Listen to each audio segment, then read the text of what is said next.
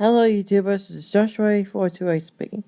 Today's reaction video is going to be on Field Failure once again. This time, it's going to be Superman's Field Dust, why Justice League is the Earth's greatest threat. Yeah, at least this time I found something I could react to. Now with that out of the way, starting in 3, 2, 1, start. Oh.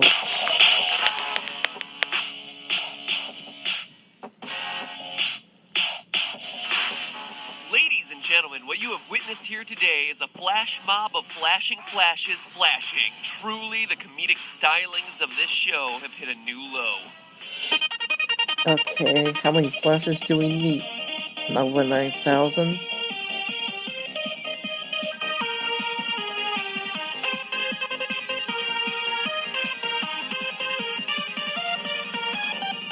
Hello, Internet! Welcome to Film Theory, the smartest, but definitely not the fastest of shows on YouTube. Unless you measure speed by the time it takes to make you cringe, in which case, call me Usain Bolt. Hey, you remember last year when Justice League came out? No? No one? Well, not all that surprising since this thing earned less than Man of Steel, which means that most of you watching probably didn't go out and see it. But don't worry, you didn't miss all that much. Here, I'm gonna catch you up on the best bits. By the way, spoiler alert. I am the Flash. The Flash. Flash. The Flash. Flash. Flash. Yeah, basically the Flash stole the whole movie. Aquaman whined, Wonder Woman was the victim of oddly sexist jokes, and Batman just refused to act. You ever hear of Superman? He died fighting next to me. Oh yeah, and I guess Cyborg was there too, but even in writing that recap, I completely forgot that he was even a part of the team, so, you know. Nope, the Flash was the only useful one. My special skills include Viola, web design, fluent in sign language. Not only was he a well-realized character, but he was also the only character to demonstrate truly useful powers in the movie's big fight scenes. The situation is so bad that Batman, overwhelmed by feeling outclassed by the actual superheroes with actual superpowers, attempts to commit suicide as a part of the final battle. I'm not even exaggerating when I say that. Everyone else has to be like, no, Batman, you are useful to this team. You're great. You add so much leadership to the team, even though your decision to revive Superman almost gets us all killed. Oh yeah, Superman gets himself reborn in record time midway through the movie, which is treated as this big reveal. Except, you know, you can't reveal stuff that's already on the box art. He even gets himself some really neat CGI lips in the process. And then Zombie Soups turns on the crew because, you know, DC wanted another crack at the whole superhero v superhero concept because it went so well last time. And then he flies off to a cornfield to sulk because the movie needed a reason to ensure that the grossly overpowered character didn't save the day until the final battle. Fast forward to the ending, Steppenwolf is defeated, Batman chooses the Justice League HQ, there's a Deathstroke Easter egg, Superman destroys all life on the planet Earth, and end credits. Like I said, you didn't miss all that much. Oh, I'm sorry. Were you wondering about that whole Superman destroying all life on the planet Earth bit?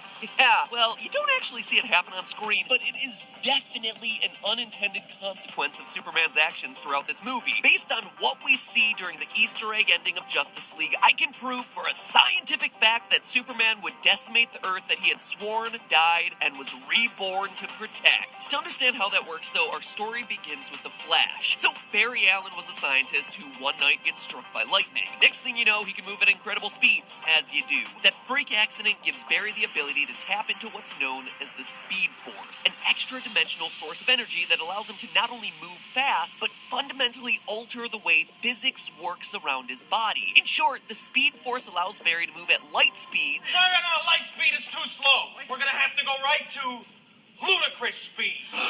Ludicrous speeds, which honestly is probably a more accurate descriptor, without having to worry about all the messy consequences that physics demands would come with moving quickly. And let me assure you, those consequences are definitely messy. You see, when you swim, the water in front of you has to move out of your way. And this is true for any fluid that you're moving through. Water, certainly, but it can also be things like pudding. If you pull a guava juice and fill your bathtub with random liquids for those sweet, sweet YouTube kids views. But more than anything else, the fluid we deal with day to day is air. When we normally run through air, we pass through the air molecules pretty darn easily because their velocity is so much higher than our own. The molecules just move out of the way. But when you start running at ludicrous speeds, the particles are forced together. They get trapped in front of you, becoming, in essence, a molecular traffic jam because they can't get out of the way of each other. And as you can imagine, not only is weird stuff happening in front of you, but you're also leaving a path of chaos in your wake as well. As the Flash builds up these molecules in front of him, he's creating a mini vacuum behind himself, a low-density area left in his wake. And as a result, air molecules rush in to fill that space like the Red Sea post-Noah. But is this collection of air molecules really that big of a deal? Well, just how much damage all this would cause would depend on the Flash's speed.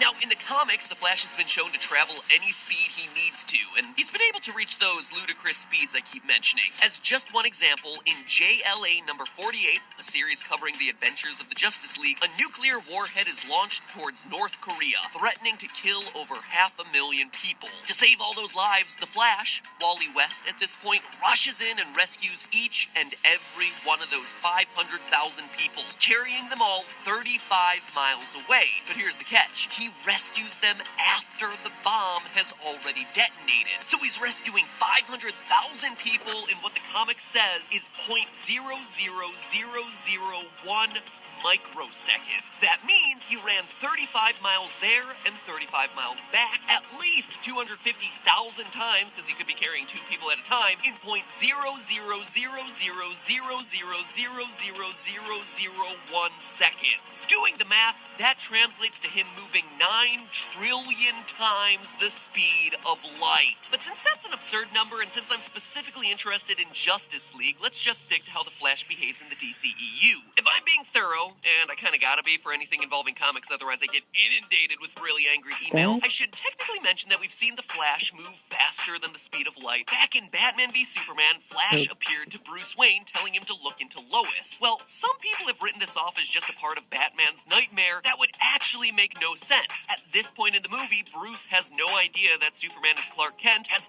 never seen the Flash before, and would only have known Lois Lane as a reporter. So this is the Flash reaching out to Bruce by running faster than time itself. But since that's just a theory I have, let's look for something a bit more concrete. Luckily, Justice League gives me exactly what I need. While Flash is trying to outmaneuver a newly resurrected Superman, a dramatic moment reveals that Superman is keeping his gaze locked on the Flash as he moves. This tells us one very important detail, that the Flash is not moving faster than the speed of light in this scene. In fact, at this moment, Flash is moving slow enough that Superman, from a few feet away mind you, can keep a visual lock on him. You see, sight works when the eye takes in light that's been reflected off of another object. As a result, what you're seeing is always slightly behind what's actually there, as it takes time for the light to travel between the object and your eye, and then for your brain to process that image. So if you were to move faster than the speed of light, well, weird things would happen because relativity as we know it would start to break down. But one thing other people certainly wouldn't be able to do is accurately track your movements. Superman may be super, but even he can't speed up the rate at which light is traveling. And also, yeah, he may be tracking Flash using some other method, but it seems like it's clearly meant to be that Superman sees the Flash. So even though it's very possible that Barry Allen's able to travel faster than the speed of light, it's very possible that Superman is tracking the Flash's movements using some other method. For our purposes today, let's just assume that Barry is traveling slightly slower than the speed of light, allowing Superman to see him in the scene. Don't worry, it doesn't change the end results all that much. The speed of light is 671 million miles per hour.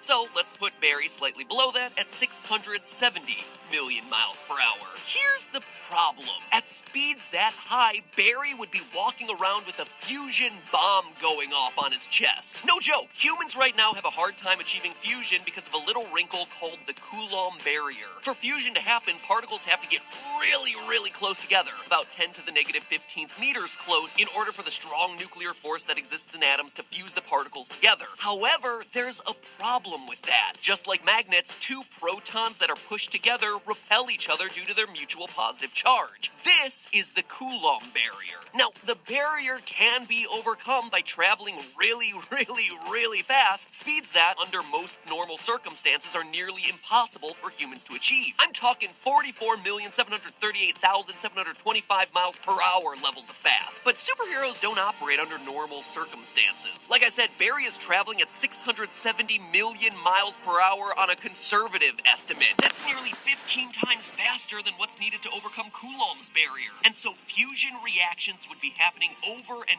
over again in that dense cloud of molecules that's building up in front of him. And each of those reactions would correspond to a temperature of around 5 billion degrees. And that's not all. According to work done at the University of California, San Diego, these sorts of temperatures and energies would turn little bits of air molecules into plasma. Left alone, those small particles of plasma would explode to the size of football fields in 0.1 millisecond. So, as like he a nova? ran, Barry would be lighting off thousands of high-energy fusion Anyways, reactions it's and something. giant plasma explosions wherever he went close to light speed. Which is why, in Justice League and the comics, it's so lucky that he has access to the Speed Force, which renders all of this a moot point. Remember, the Speed Force warps the physics of the air around him so he doesn't overheat and cause a plasma streak. And that would be the end, except for one man. Superman. At the end of the movie, Flash and Supes go in for a race. Superman, stop! You're gonna kill us all! You see, despite his ability to move incredibly fast, Superman doesn't have access to the Speed Force. He's not what the DC Universe refers to as a speedster. Superman travels fast because of his strength and his muscles, not because he has access to some extra-dimensional power. Sure, in the movies and comics, Superman has moved fast, often multiple times faster than the speed of light, but he has never once, in all the research that I did, tapped into that special force. And that becomes a serious problem because Superman is about to race Barry Allen around the world and at least try to keep up. And thanks to this moment from Man of Steel, we know, based on the fire surrounding his body, that Superman actively collides with the atmosphere and burns on re-entry at really fast speeds. Unlike Barry, though, there is no magical field extending a millimeter away from his skin that can magic away this problem. With no speed force to control the air molecules around him, all those awful things I said about Barry absolutely apply to Superman. He's gonna ignite the air wherever he goes, and in a race of this magnitude, that definitely means fusion-level reactions and plasma eruptions across the globe happening in less than a blink of an eye. When Superman reaches even half of light speed, he's already generating an incredible 9.8 times 10 to the 19th power joules of energy. That is roughly 40 times more powerful than the strongest hydrogen bomb ever detonated. That is going to devastate the planet below him wherever he goes, completing the job that Zod and Steppenwolf couldn't do on their own. Earth's greatest threat was its greatest hero all along. Maybe Batman v Superman was right. He has the power to wipe out the entire human race, and if we believe there's even a 1% chance that he is our enemy, we have to take it as an absolute certainty. Ugh, I just feel dirty even saying that. But hey, that's just a theory. A film theory. Whoa, I can't really trust the most recent. I can't really trust the most recent of DC. Supplies are So, super limited. So if you want to look cool give a and good nerdy and adaptation of rock some Superman. bright green socks, well then click the link in the description yeah, below I or see. the iCard in the upper right-hand corner of the screen. Okay. We've already run out of 3 items, so make sure you're clicking that link now to grab your t-shirt before they're gone forever. And as a special bonus to anyone who places an order, you get a complimentary that was limited Film edition Theory, Game Superman Theory Field. That's pin. what just And in true Willy Wonka and the Chocolate Factory spirit, a chance at winning a golden coin. But not to be just honest, any golden coin, a in the gold in the coin most that will get you recent access to in the something most pretty recent darn of special later this year. If you're a Justice fan of League, I Vinny the think it Theorist would. channels, I think this would be it's possible. something that you're Since gonna be wanting in your Superman isn't possession. exactly Now put that away, Stephanie. You're looking the too much like the girl ideal from Get Out. hero that we know. Why aren't you putting the milk in the cereal? It's just weird that you're eating them separate. So anyway, click the link in the description or the eye icon in the upper right-hand corner of the screen. Grab your merch before it disappears. Now, and make sure that you're way, off your this is Just Ready for 28. Sign pride. off. For more of my work, click any of the channel and media links in the description below. Like, comment, share, and subscribe if you want to support this channel. Got anything for me to react to that's less than 10 or 5 minutes? Leave a comment down below. No porn, no fetishes, no misinformation. Like to help by proofreading my scripts or making background art? Go to my email called Joshua428 Productions.